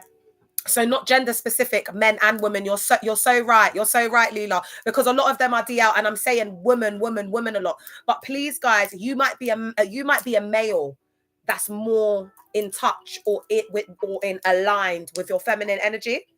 So whoever you are, I accept everybody. There's guys that, like, I've done so much in my life and I've had so many experiences, and the real ones, like the people who really trust me with like their secrets and they open up to me, when they hear my story, they're like, what? Oh, Leah, I didn't know you had that in you. Yeah, that's what I've been doing outside in these streets. So I, reveal other layers of myself to people who come forward to me that reveal parts of themselves that not many people know. That is when I will reveal secrets about my hidden self. Do you know what I mean? Just to make people feel a little bit more comfortable, because I'm not here to judge. Do you get what I'm trying to say to you? I'm really not here. And I'm an alumni of the Sprinkle Gal Dem. It's just now, like, I just, with my boyfriend unaliving, me coming to the realization how much that I just love him so much and haven't worked through that trauma. I am celibate for the rest of my life, but I'm still open to, being like doing sensual dances. You might see me, I might start doing the pole. Do you know what I mean? Like as exercise, something I've always wanted to do is get a pole in my room. So it doesn't mean because I don't have a man, I'll still be doing schmegsel dances with heels, and I want to start doing dancing and movement, and I could be wearing absolutely nothing. It's not about, that's what I'm trying to show people. Like, it's not like sensuality is not a sin. Because if in my psyche, I don't want another man for the rest of my life, that's what I've said. So when I go outside, I'm not going out. What are you going to tell a gal like me then? Because I don't want anyone. I'm dressing that way to look good because I want to look good, because I want to wear that, because I want to dance like this, because I want to do this. A man can watch and adore me and worship me and love what he sees. Do you get what I'm saying? But that's as far as it's going to go. Do you understand what I'm saying? So what is sensuality? What is a 304 then? What is it? Oh, yeah, you can, innit? Yes, girl. UCKG Church is in my area, Croydon.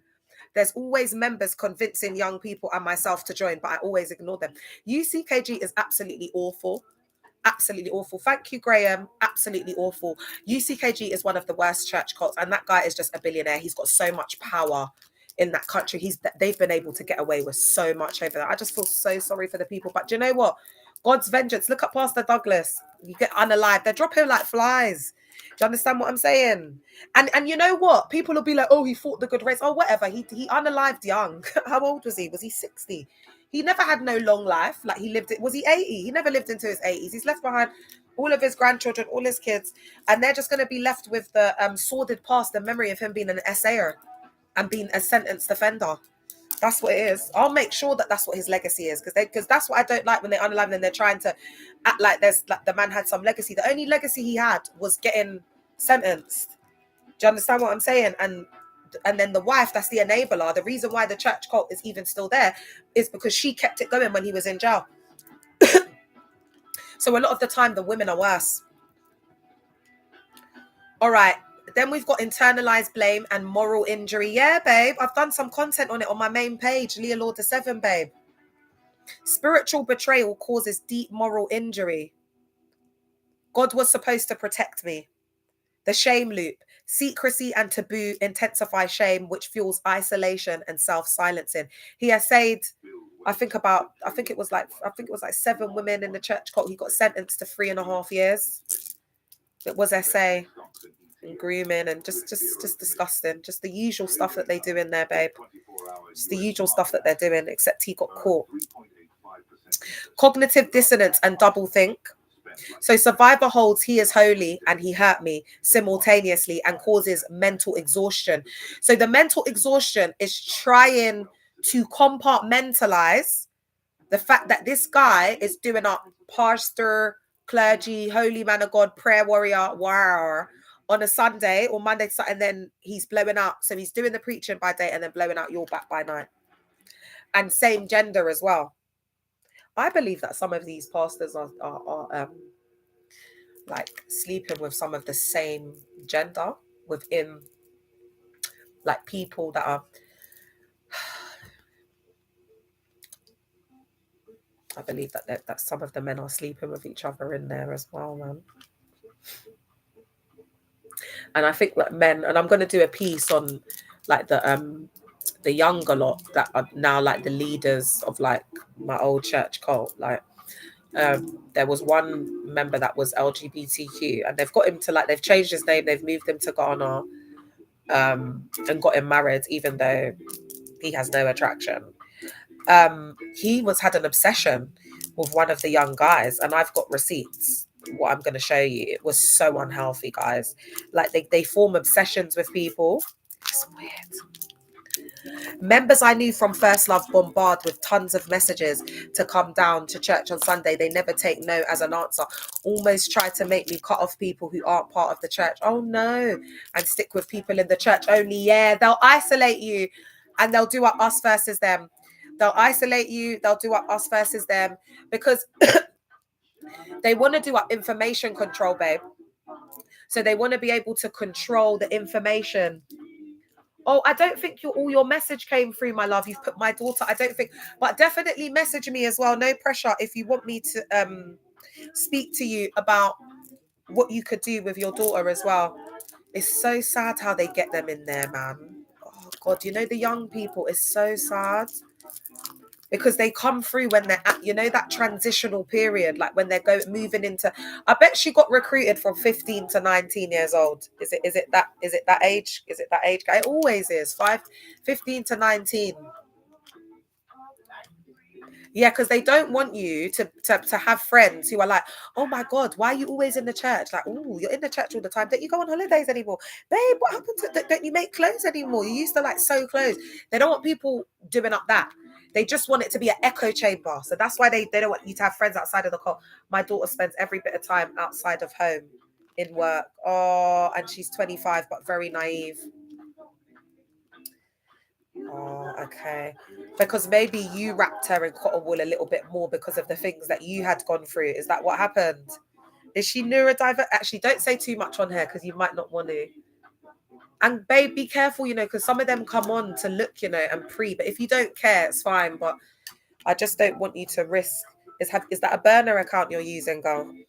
They hate when you follow your passions, especially creative ones that the cult can't benefit off. Yeah, you're absolutely right. You're absolutely right.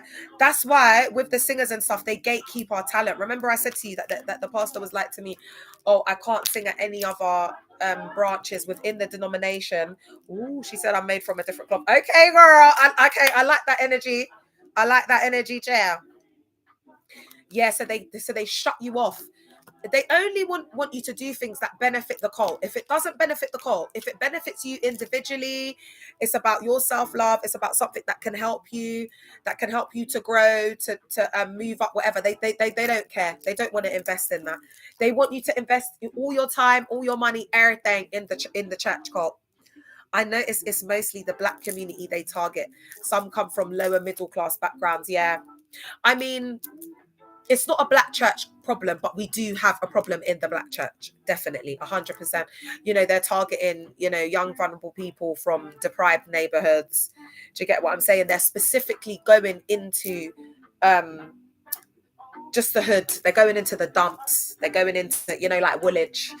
They're going into the dumps of the dumps. And they are, when you go to Woolwich, there's about 50 of them out there. There's about 50 of them out there in Woolwich. From the Tesco all the way up to the Primark and beyond, chair. They're all out there with leaflets like that, like putting it in your face. It's ridiculous. You can't even have a real relationship without getting the pastor's permission. Yeah, because a lot of thank you, DHS. A lot of parents, that the pastor like takes their position. So it's like instead of the child, I can't imagine what that must be like, chair. Because I would freak out, you know, if my child started to go to someone else, like, but I suppose she's got older now, and my kids are like 11. I would do time, you know, because my kids are 11 and 9 though, and 8, so they're younger. Do you know what I mean? Your child is 25, but they're always going to be a baby in our eyes. That's the thing. That's what my mum says.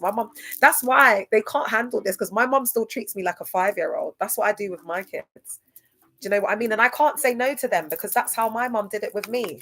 So if I say no to my kids and I don't do what my mum did, that's gonna be a disservice and injustice for my child. And my mum absolutely spoiled us rotten, and she did everything for us. So I've got like a big grown-ass 11-year-old that can't even cook yet. It's hard. She's an adult, so I can't really make demands. Yeah, she is. She is an adult. She is. That's the thing. Unless she's neurodivergent or got mental health or there's some sort of, you know, disability or whatever, then yeah. That's the thing about these cults, you know. It's like it makes us feel powerful.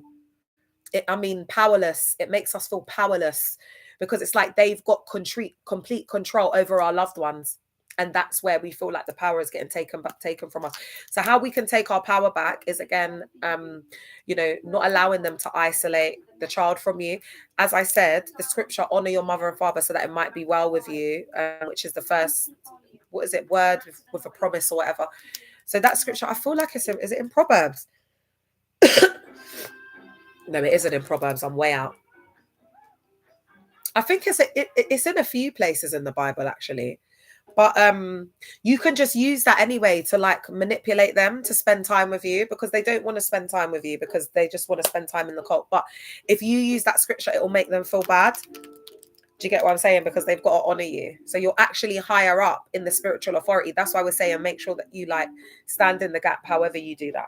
Whatever spiritual practice you do, however you feel you need to protect your children and cover them spiritually, you do that. Because I have my ways. Yeah, I need to protect. Listen, babes, when them kids leave for school every morning, every single bumper ass clock morning, I'm covering them kids, chair. Because I can't have nothing happening to my kids. Oh, it's in Exodus 20:12. Okay, thank you, my love. So it is in a few places then, because I think it's quoted later on as well in the New Testament. Thank you, my love. So look, that's the reference, guys, if you want it, yeah? So then we've got the identity fragmentation, losing sense of self, believing one is sinful, broken or disposable, and you know that's where the discardment comes into it as well, you know, where they're discarding us. It's so bad, you know, the way they discard us. Like, I never knew you. I couldn't believe it when they were out here trying to say to, like, the first lovers were trying to say that they don't know me. They were trying to say, oh, I'm not in the church, this, that, and the third. Oh my god, I was like popping off like that. That's when I was like, are you not on hard food? You lot must be on hard food outside in these streets. Your pastors look like they're on hard food, like some nitties outside of these streets, begging for bread on these road curbs and sides. Yeah. Ah! Somebody stop me, baby. Yeah, it's an MESS in there. It's an MESS. It's an MESS. I'm an Anakaze student, but due to financial difficulties, I've been staying at home for some time. What do you mean? What do you mean you've been staying at home for some time? Did you know that Ida was blowing out the back of which one is it? Which one's the younger one? Jeremy Saki, or what's the other one? Is it Jeffrey? You know, EAT Saki's sons. What's EAT Saki's son called again? Remember the younger one? Allegedly, Ida was blowing out his back since 12 years old, since he was in secondary school, because word on the street is, who's the younger one? Can someone tell me who the younger one is? Is it Jeremy? Who's the Okay, thank you, my love. So Jeremy Saki. Okay, guys, this is an exclusive. Guys, I've got so much tea that I'm sitting on that it's just piping hot. I just got so much tea, I'd be forgetting to update y'all. So this is allegedly, word on the street is that Jeremy Saki went to go and visit his mother's grave, Juanita, because you know the cult also unalived off his mum, because his mum was just getting used and just getting rinsed out for the cult. There was nothing that his mother wouldn't do. So basically the mum is buried because they have a cemetery on the compound. My cult leader has a compound, like the Anakaze Bible School where that guy was saying he was from, and there's a cemetery in there. Guys, I'm not gonna lie, you know, survivors that have, like, British survivors who have gone to the Bible school over in Ghana. Hey, Miss Elrose, but have made it back alive. Allegedly, survivors are saying that they believe that they've buried people there. Do you understand what I'm saying to you guys? Stuff has happened, and there's yeah. So anyway, Jeremy went to go and see his mum, and what happened was they reprimanded him and they removed him from the grounds, and they said that he can't visit his mum's grave. Yeah, girl. So he was shouting, there was a big commotion, and he was saying, how can you do this to me? I'm not the problem. I'm apparently he was saying, I'm a victim. Thanks, Fortnite. He was saying, I'm a victim. I just started blowing out my back when I was a child. I was only in secondary school. Yeah, so there was a lot of witnesses here in it as well, because he was shouting at the top of his voice. I think she started essaying him at 12 years old. Ida is like, what, 9 years older than him or something? So Ida would have been a big grown-ass woman. So there's preds in, like, females as well, pred females. Oh, it's all right, babe. You can watch it back. It's okay. But I'll be back on later as well, Miss Alvarez, because I think I'm going to go and take a break, guys. Go and have I had made some really nice spaghetti bolognese. So I'm going to go and eat it. Yeah, it's a lot. It's a lot, girl. It's a lot. It's a lot. One thing I don't understand in First Love Church is how do they arrange forced marriage? Do they choose members at random who they must get married to? That's a good question. But you know what, Bob? What I will say is, do you know what I just felt like saying? I wish that I'm going to be starting a podcast in 2026. And that is when there is going to be a survivor that is going to start speaking out alongside me with that podcast. Okay.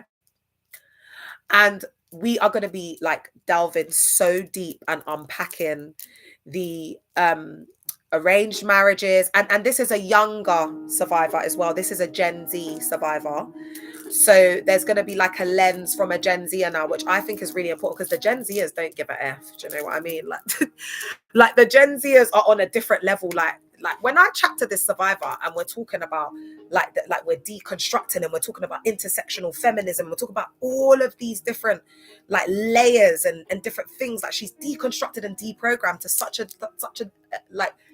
a depth where it's like, I can't wait for us to come on and share like all of this knowledge, because I wish that at times when I'm on the phone to her and we're deconstructing and planning all this stuff and talking about this stuff, I wish that survivors could be in on this conversation.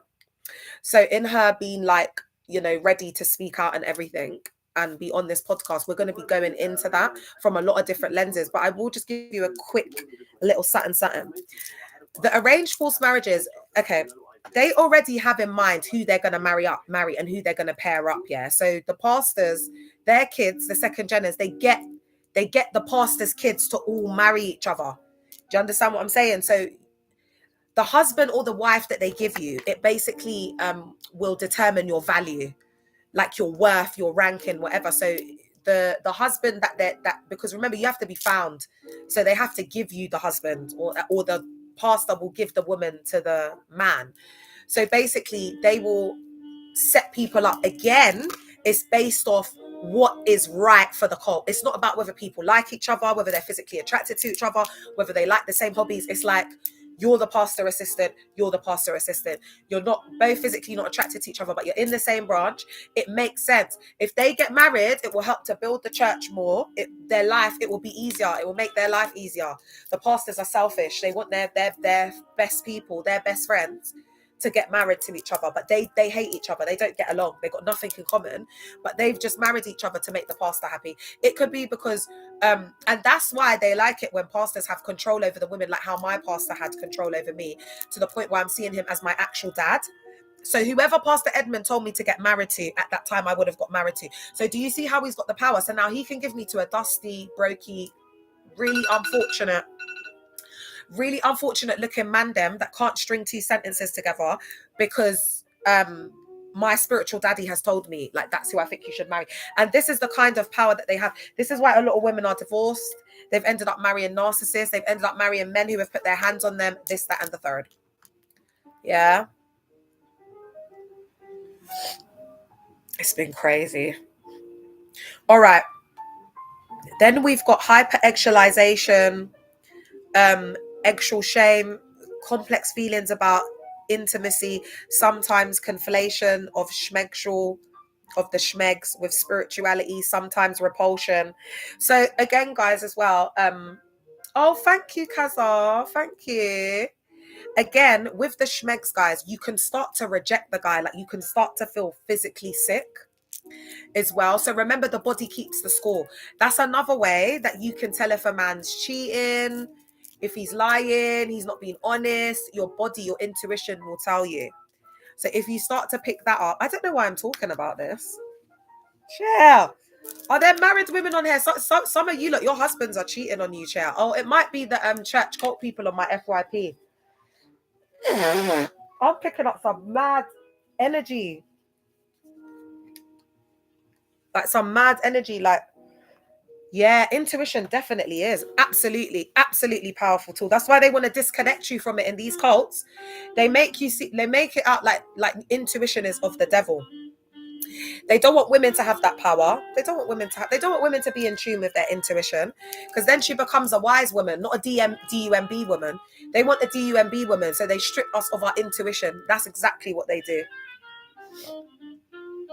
They just want to strip the women down. They just want the women to be DUMB, because a narcissist's worst nightmare, and someone who can destroy, like a malignant narcissistic psychopath, is a wise woman. It's a wise woman. That's why you got to know your stuff, ladies.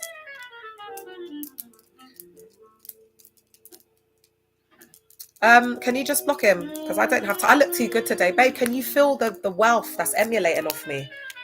I don't have time for your dustiness. This is why I always say, like, collective, it's at times like this, you need to be, I need to see you lot gifting me up. Do you know what I mean? Because I'm dealing with dusty, broke ass energy. Do you know what I mean? I don't have to deal with these dusty men. I deal with billionaires and millionaires. I haven't dealt with a lot of billionaires because there's not even many like that in the world. But the few that I have dealt with and the millionaires, like that's what I'm used to dealing with. Rich, not dusty. The men I date, they don't have time to come on YouTube and be watching my nails and watching my head wrap and watching this, and they just pay for it all. Do you know what I mean? What kind of feminine, dusty, DL, LGBTQ plus energy is that? The man them on here are so feminine. I don't even want them. Like, social media man them are just men on the DL.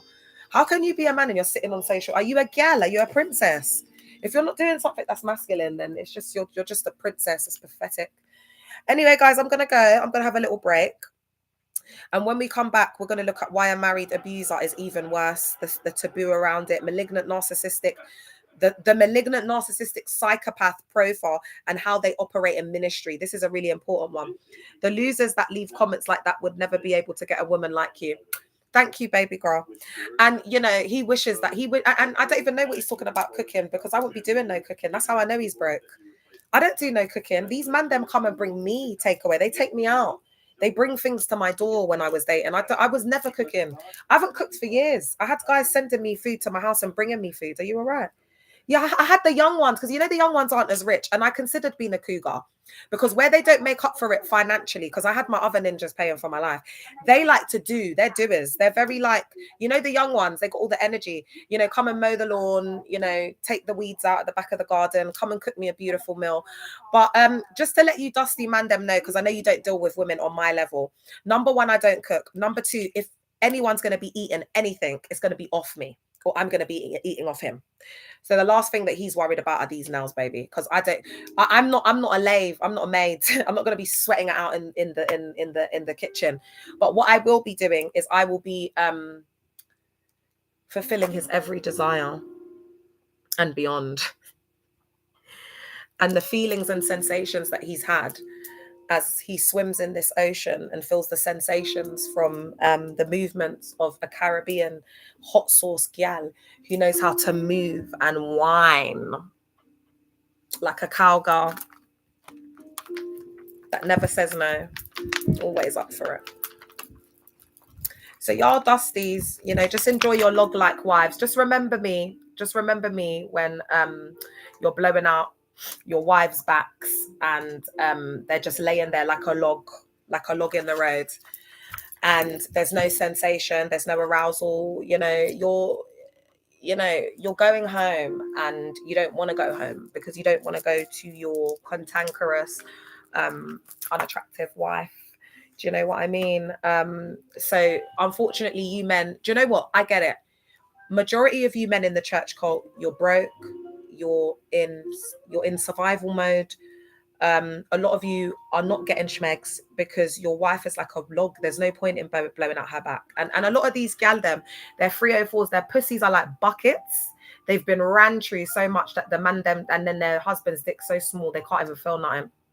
Sorry, guys, I absolutely couldn't resist that. I know that was absolutely profane. I just, guys, I've been good for so long. I went completely out of character. I'm absolutely, you know, I don't know what got over me just then. I let them get the better of me, but I'm absolutely fine now. I had to just get that out. Because most of them 304s in there, their pum-pums are like buckets in the church cult. Do you know what I mean? Absolute buckets, chair. They don't do anything to, like, you know, they don't do any exercises after they give birth and that, because they're not feminine. They're masculine in there. They just pop out the babies and then they're looking washed up. The men are just using and abusing them. They're washed up whores in the church cult. Instagram, I'm gonna go. I'll just stay on YouTube. They're washed up whores. All of you lot in the church, you're whores. You're a bunch of 304s. Do you know what I'm saying? It's not about this. A 304 is not about schmegs. A 304 is about your mindset. You're cheap. You will haul yourself out for anything. You'll give yourself for a biscuit. Do you know what I mean? Like, that's what you lot are on. You're just disgusting. You're repulsive. That's why no one wants to be in the setting. It's you gal them in these settings, in these places of worship. You've driven all the people away. We don't want to be around you because you're wicked. Your personality stinks. You've got a stink mouth. You're rude. Do you get what I'm saying? Even by your looks, if looks could unalive, you're jealous. You're hating ass hoes. You project. You're boring. You're cantankerous. You lay there like a log. No wonder the husbands are cheating. That's why I'm not coming for the women. I'm sorry. Get your money, because these girls are cantankerous and rude and evil and bullies and Reginas. So if you're there and you're sleeping with their husbands, continue sleeping with them if you enjoy it and get paid. Just make sure y'all are getting paid. I love y'all. I will see you later. I'm going to go and freshen up. I'm a bit hot. And then I'm going to eat and then I'll come back. Love you. Bye. And Miss Rose, come back. I'll be back. I say.